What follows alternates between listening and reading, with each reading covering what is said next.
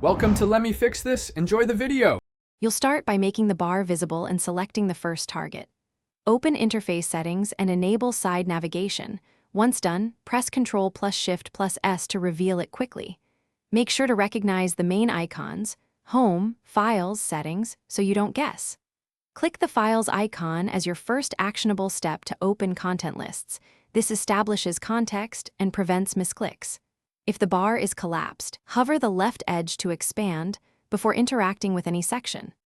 Once the sidebar is open, you'll organize and access content efficiently.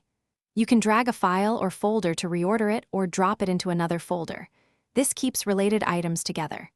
Make sure to right-click an item to reveal actions like rename, delete, or pin.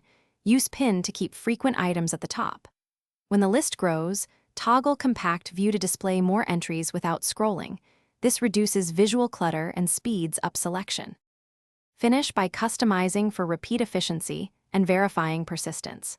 Pin the sections you use every day and confirm changes sync if you use multiple devices, because unsynced settings lead to confusion. Make sure to close submenus cleanly so the bar returns to its default state between sessions. If the sidebar disappears or icons are missing, reset the layout from Settings Reset Interface. This restores defaults and resolves most display glitches quickly. Then repin your essentials. Thanks for watching. If you found this helpful, don't forget to like and subscribe.